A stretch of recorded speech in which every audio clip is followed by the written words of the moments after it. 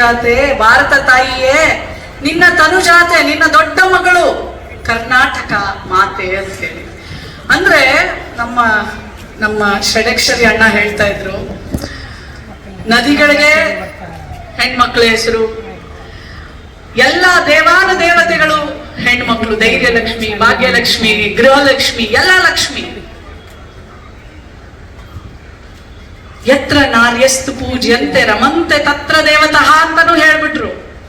ಎಲ್ಲಿ ಹೆಣ್ಣು ಮಕ್ಕಳನ್ನ ಗೌರವಿಸ್ತೀರಾ ಅಲ್ಲಿ ದೇವತೆಗಳು ವಾಸವಾಗಿರ್ತಾರೆ ಅಂತ. ನೀವು ಮಹಿಳಾ ಆಯೋಗದ ಅಧ್ಯಕ್ಷನ್ ಕರೆದಿದ್ದೀರಾ, ಅದು ಇನ್ನ ಪ್ರಾಕ್ಟೀಸ್ ಅಲ್ಲಿ ಇಲ್ಲ.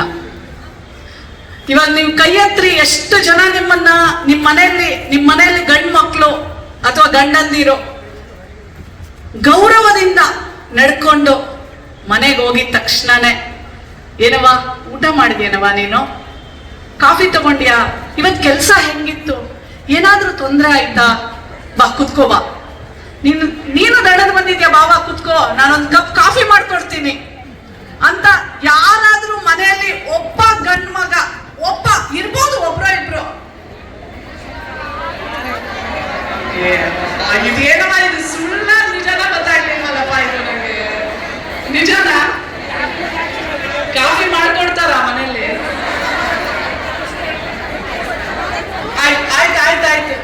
ಆಯ್ತು, ನಾನು ತುಂಬಾ ಖುಷಿ ಆದೆ.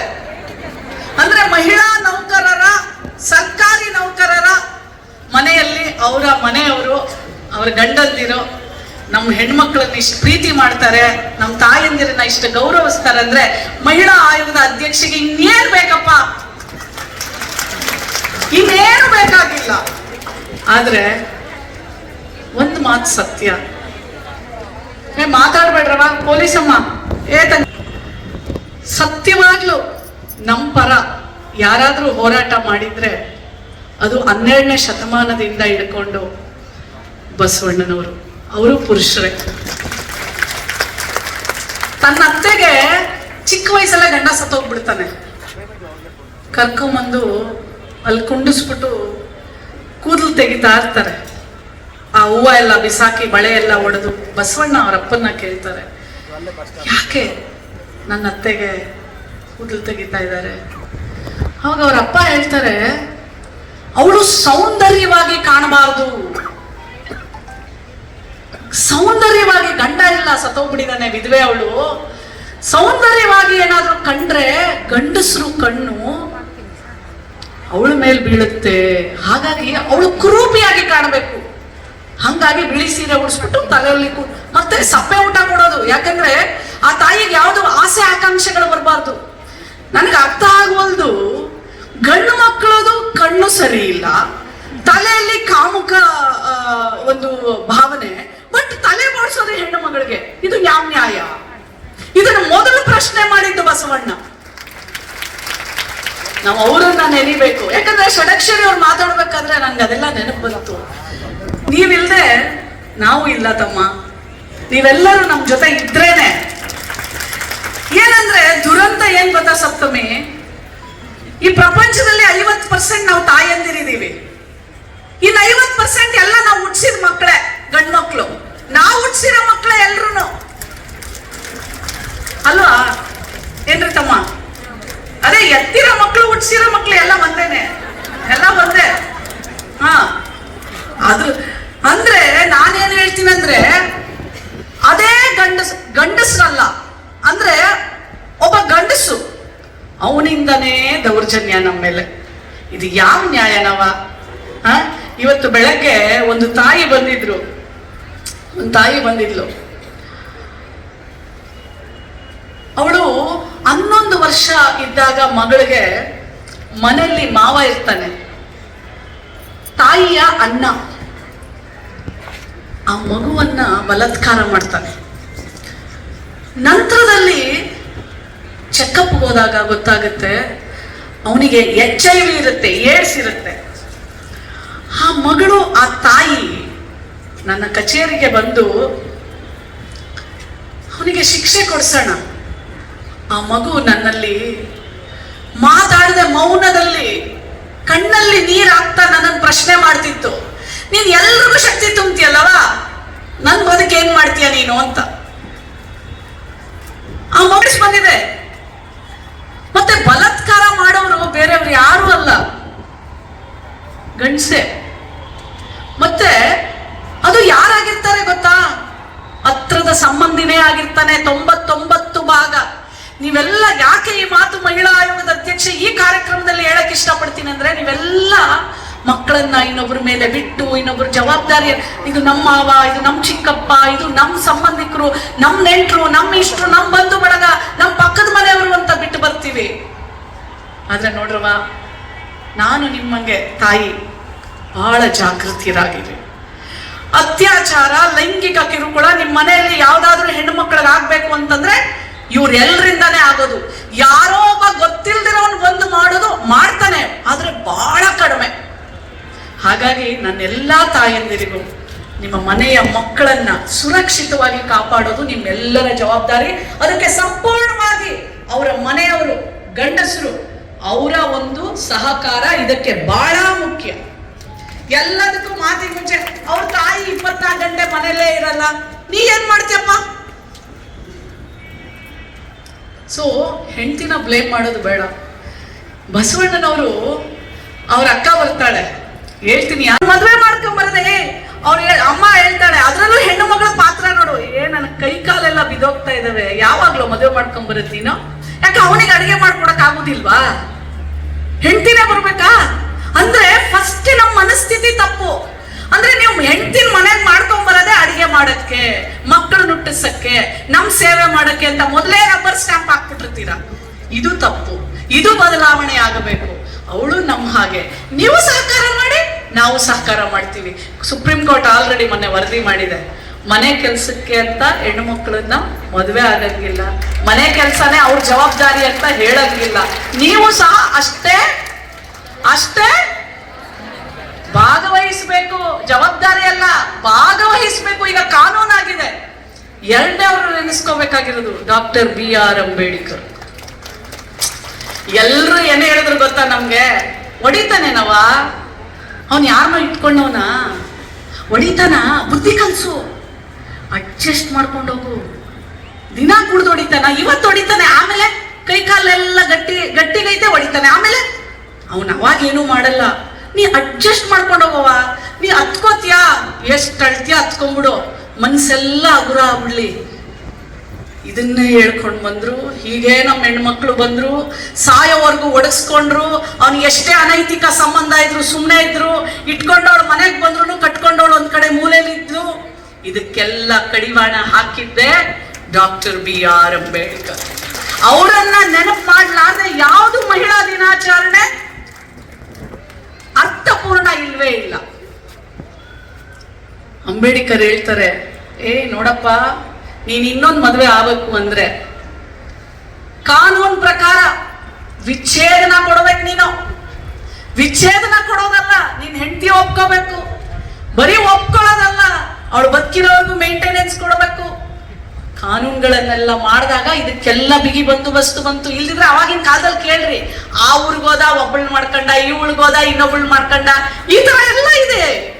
ನಾನು ಹೋಳಿಗೆ ಊಟಕ್ಕೆ ಒಬ್ಬೊಬ್ರು ನೋಡಿ ನಮ್ಮ ತಮ್ಮ ಇನ್ನೊಂದು ಹೇಳ್ತಾ ಇದ್ವಿ, ನಾವು ಹೇಳ್ತಾ ಇದ್ವಿ ಡೆಲಿವರಿಗೆ ಹೋದಾಗ 6 ತಿಂಗಳು ರಜೆ ಅಂತ. ಈ ರಜೆ ಕೊಡಲ್ಲ ಅಂತ ಅಂದಾಗ ಡಾಕ್ಟರ್ BR ಅಂಬೇಡ್ಕರ್ ಹೇಳ್ತಾರೆ, ನೀವು ಕೊಡದೆ ಹೋದ್ರೆ ನಾನು ನನ್ನ ವೃತ್ತಿಗೆ ರಾಜೀನಾಮೆ ಕೊಟ್ಬಿಟ್ಟು ಹೊರಗೆ ಬರ್ತೀನಿ ಅಂತ ಹೇಳ್ತಾರೆ ಅಸೆಂಬ್ಲಿಯಲ್ಲಿ. ಯಾರವ ಹೇಳ್ತಾರೆ? ಹೆಣ್ಮಕ್ಳ ಪರ ಇವತ್ತು ಅಲ್ಲ, ಅವ್ರು ಕೊಡಲ್ಲ ಅಂತಾರೆ, ನಮ್ಮ ಹತ್ರ ದುಡ್ಡಿಲ್ಲ ಅಂತಾರೆ. ಅವಾಗ ಹೇಳ್ತಾರೆ ಅಂಬೇಡ್ಕರ್, ನೀವು ಯಾರಿಗೆ ಕೊಡಲ್ಲ ಅಂತೀರಾ? ಹೆರಿಗೆ ಭತ್ಯೆ ಋಣಭಾರ ರೀ. ಆ ತಾಯಿ ತನ್ನ ದೇಹವನ್ನ ಸಾವಿಗೆ ಒಡ್ತಾಳೆ, ಅದಕ್ಕೆ ಸಾವನ್ನ ಗೆದ್ದು ಬರ್ತಾಳೆ. ಇವತ್ತು ಸೆಕ್ಷನ್ ಇದೆ, ಆಪರೇಷನ್ ಮಾಡ್ತಾರೆ, ತೆಗಿತಾರೆ. ಅವಾಗಿನ ಕಾಲಕ್ಕೆ ಅದಲ್ಲ. ತಾಯಿ ನಾರ್ಮಲ್ ಡೆಲಿವರಿಗೆ ಹೋಗ್ತಾಳೆ ಅಂದ್ರೆ ಏನ್ರಿ ಆ ನೋವು, ಆ ಬಾದಿ ನೋಡಿದ ಗಂಡು ಮಕ್ಳು ಎಷ್ಟು ಜನ ನೋಡಿದೀರಾ? ಅದು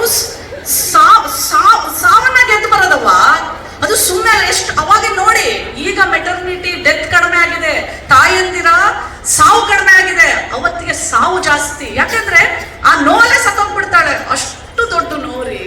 ಅಂತ ಅವಾಗ ಅಂಬೇಡ್ಕರ್ ಹೇಳ್ತಾರೆ, ಸಾವನ್ನ ಗೆದ್ದು ಬರ್ತಾಳೆ, ನಮ್ದು ಋಣಭಾರ.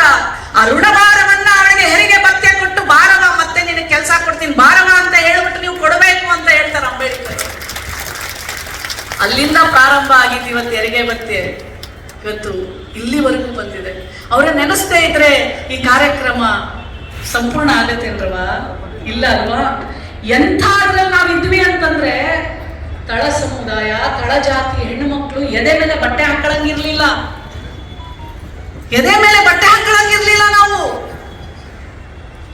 ಒಬ್ಳು ನಗೇಲಿ ಅಂತ ಒಬ್ಳು ಹೆಣ್ಣು ಮಗಳು, ನಾನು ನಿಮ್ ರಾಜನ್ಗೆ ತೆರಿಗೆ ಕಟ್ಟಲ್ಲ ಅಂದ್ರೆ, ನಿನ್ ಎದೆ ಮೇಲೆ ಒಂದು ಸೆರಗ ಹಾಕೋಬೇಕು ಅಂದ್ರೂ ತೆರಿಗೆ ಕಟ್ಟಬೇಕಾಗಿತ್ತು ನಾವು. ನಾನು ನಿನ್ ರಾಜನ್ಗೆ ತೆರಿಗೆ ಕಟ್ಟೋದಿಲ್ಲ, ನಾನು ಸೆರಗ ಹಾಕೋತೀನಿ, ಏನ್ ಮಾಡ್ಕೋತೀಯ ಅಂತ ಪ್ರತಿಭಟನೆ ಮಾಡ್ತಾಳೆ. ಕೇಳೋದಿಲ್ಲ, ಅವರು ಬಹಳ ಚಿತ್ರಹಿಂಸೆ ಕೊಡ್ತಾರೆ. ಅವಾಗ ತನ್ನ ಎದೆ ಭಾಗವನ್ನ ಕತ್ತರಿಸ್ಬಿಟ್ಟು ಬಾಳೆ ಎಲೆ ಒಳಗಡೆ ಇಟ್ಟುಬಿಟ್ಟು, ಹೋಗು ನಿನ್ ರಾಜನಿಗೆ ಕೊಡೋದು ನೀನ್ ಇದನ್ನ ಅಂತ ಹೇಳಿ ಕೊಟ್ಟು ಕಳಿಸಿ, ಅಲ್ಲೇ ರಕ್ತಸ್ರಾವದಿಂದ ಪ್ರತಿಭಟನೆ ಮಾಡಿ ಸಾಯ್ತಾಳೆ. ಆ ಹೆಣ್ಣು ಮಗಳನ್ನ ನಾವು ನೆನಿಬೇಕು. ಇವತ್ತು ನಾವು ತುಂಬಾ ಕಷ್ಟಪಟ್ಟಿದೀವವ ಇವತ್ತು ವೇದಿಕೆಗೆ ಬರಕ್ಕೆ.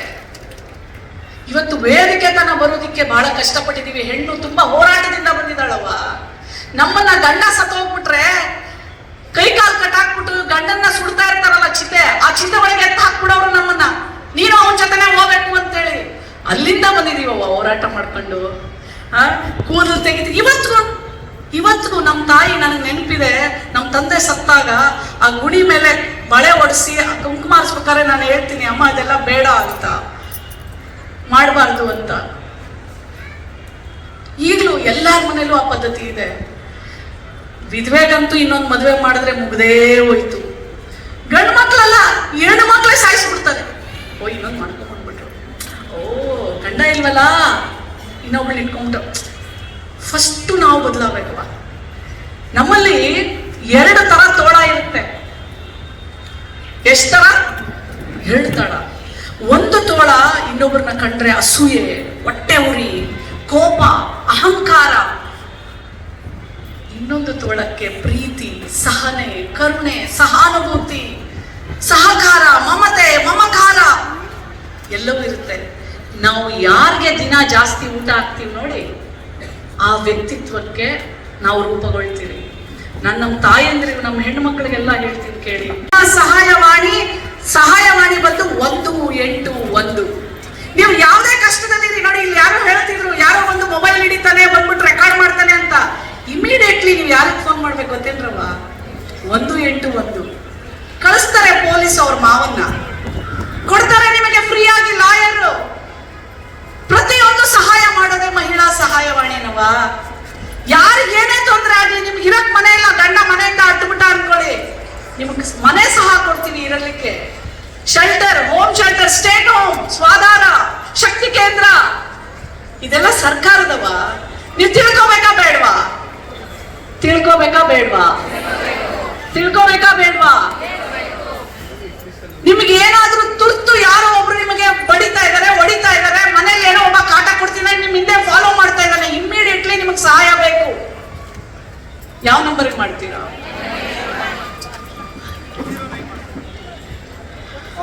ಅಣ್ಣನಿಗೂ ಗೊತ್ತಿಲ್ಲ, ತಮ್ಮ ಆಕ್ಚುಲಿ ನಂಗೆ 51 ವರ್ಷ. 1 ಪೊಲೀಸಮ್ಮ ನೋಡವ, ಇದು ಏನವ ಇದು? Karnataka emergency help line. ನಮ್ ಕರ್ನಾಟಕ ಮಹಿಳಾ ನೌಕರರಿಗೆ ಗೊತ್ತಾಗಬೇಕು, ಗಂಡು ಮಕ್ಳಿಗೂ ಗೊತ್ತಿರ್ಲಿ. ಯಾಕಂದ್ರೆ ನೀವು ಕರಿಬೋದು, ನಿಮ್ಗೂ ಯಾರಾದ್ರೂ ಹೊಡಿತಾ ಇದ್ರೆ, ನಿಮ್ಗೂ ಯಾರಾದ್ರೂ ಬಡಿತಾ ಇದ್ರೆ ಎಲ್ಲ ನಗ್ಬೇಡ್ರವ. ಅವ್ರ ಕುಲಕ್ಕೆ ಒಂದು ಕಳಂಕ ಅಲ್ವೇನವ? ಬೈದ್ರೆ ನಾವು ಇಡೀ ಗಂಡಸರು ಬೈಯೋದು. ಇದು ಯಾವ ನ್ಯಾಯ ಹೇಳವ? ನಮ್ ತಂದೆ ನಮ್ಮೂರು ಮಾರೇನಹಳ್ಳಿ, ವಿದ್ಯೆನೇ ಇಲ್ಲ. 12 ವರ್ಷಕ್ಕೆ ಋತುಮತಿ ಆದ್ರೆ 2-3 ವರ್ಷ ಗಂಡು ನೋಡಿ ಮದುವೆ ಮಾಡ್ಬಿಡೋರು. ನಾನು ಪ್ರತಿ ವೇದಿಕೆಯಲ್ಲಿ ಮಾತು ಹೇಳ್ತೀನಿ. ನಮ್ಮಮ್ಮ ಅಂತಾರೆ, ಒಳ್ಳೆ ಸಾವುಕಾರನ ಮದುವೆ ಮಾಡ್ಕೊಟ್ಬಿಡೋಣ ಅಂತ. ನಮ್ಮಪ್ಪ ಅಂತಾರೆ, ಯಾವ ಸಾವುಕಾರನ ಮದುವೆ ಮಾಡ್ಕೊಟ್ರೇನು ಆಸ್ತಿ ನನ್ನ ಮಗಳಿಗೆ ಬರೀತಾನ ಅಂತ. ಅದಕ್ಕೆ ಮೇಡಮ್ ಕೇಳೋದ್ರು, ಶಾಲಿನಿ ರಜನೀಶ್ ಮೇಡಮ್, ಏನಪ್ಪ ಎಷ್ಟು ಜನ ನೀವು ಹೇಳ್ತೀರಿ ಹೆಸರಲ್ಲಿ ಆಸ್ತಿ ಬರ್ದಿದ್ದೀರಾ ಹೇಳ್ರಿ. ಹೌದು, ಹೆಸರೆಲ್ಲ ಕರೀತೀರಾ, ಗಂಗಾ, ಜಮುನಾ, ಯಮುನಾ, ಗೋದಾವರಿ, ಆಮೇಲೆ ಚಾಮುಂಡೇಶ್ವರಿ ಎಲ್ಲರೂ ಕರಿತೀರಾ. ಎಷ್ಟು ಜನ ಆಸ್ತಿ ಬರ್ಕೊಡ್ತೀರಾ ಅಂತಂದ್ರೆ ಯಾರು ಕೈ ಎತ್ತಲ್ಲ. ಯಾರೋ ಒಬ್ಬೊಬ್ರು ಮಾಡ್ತಾರೆ, ಇಲ್ಲ ಅಂತ ಹೇಳಲ್ಲ. ಯಾವಾಗ ಅವ್ರ ಮನೆಯವ್ರು ಯಾರು ಕೇಸ್ ಹಾಕ್ಬಾರ್ದು, ಏನೂ ಪ್ರಾಬ್ಲಮ್ ಆಗ್ಬಾರ್ದು. ನಮ್ ತಂದೆ ನಮ್ಮ ತಾಯಿಗೆ ಹೇಳ್ತಾರೆ ಆ ಟೈಮಿಗೆನೇನೆ. ನಾನು 12 ವರ್ಷದ ಹೆಣ್ಮಗಳಿದ್ದಾಗಲೇ ಹೇಳ್ತಾರೆ, ನನ್ನ ಮಗಳನ್ನ ನಾನು ಓದಿಸ್ತೀನಿ, ಯಾರ ಹತ್ರನೂ ಅವಳು ಕೈ ಚಾಚಿ ದುಡ್ಡು ಬೇಡಬಾರ್ದು, ಅವಳು ಕೊಡುವಂತವಳಾಗಿ ಬೆಳಿಬೇಕು ಅಂತ ಹೇಳಿ ನನಗೆ ಶಿಕ್ಷಣ ಕೊಡ್ತಾರೆ. ಇಡೀ ಊರಿಂದ ಮೊದಲನೇ ವಿದ್ಯಾವಂತೆ ಆಗ್ತೀನಿ, ಮೊದಲನೇ ಡಾಕ್ಟರ್ ಆಗ್ತೀನಿ, ಅವರೆಲ್ಲ ನಾನು ನೋಡಕ್ಕೆ. ಆದ್ರೆ ನಿಮ್ಮಲ್ಲೆಲ್ಲರಲ್ಲೂ ನಮ್ಮ ತಂದೆಯನ್ನ ಕಾಣ್ತೀನಿ. ಲವ್ ಮ್ಯಾರೇಜ್ ಆದ್ರೂ ಕಲಬುರಗಿ ಹುಡುಗನಾದ್ರೂ ಸಾಕಾರ ಮಾಡ್ತಾರವ. ಇಲ್ದೇ ಇದ್ರೆ ಇಲ್ಲಿ ತನ ಬರೋಕ್ಕಾಗೈತಾ? ಮಾನಸಿಕವಾಗಿ ಕುಂದೋಗ್ಬಿಡ್ತೀನವ ನಾವೆಲ್ಲ. ಹೆಲ್ಪ್ ಲೈನ್ ಇದು ಕರ್ನಾಟಕದ್ದು. 181 ಇಸ್ ಮಹಿಳಾ ಸಹಾಯವಾಣಿ. ಬಡಿಸ್ಕೋಬೇಡ್ರವ, ಬಡಿಸ್ಕೋಬೇಡ್ರಿ, ಅದಕ್ಕೆ ಕೊಟ್ಟಿಲ್ಲ ನಾವು.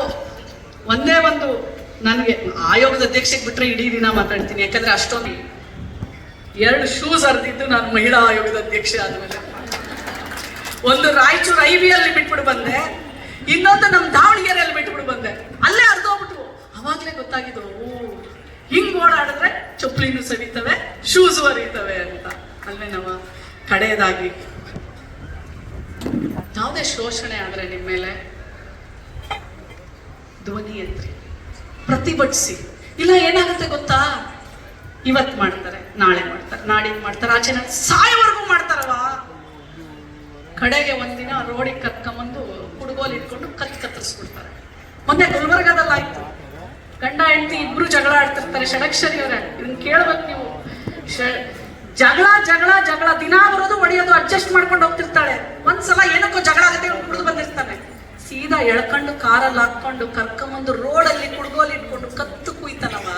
ಜಸ್ಟ್ 1 ತಿಂಗಳು ಆಗಿಲ್ಲವ. 15 ದಿವಸದ ಮಗುಗೆ ಹೆಣ್ಣು ಮಗು ಹುಟ್ಟಿದಾಳೆ ಅಂತ ತಂದೆನೇ ವಿಷ ಹಾಕ್ತಾನೆ.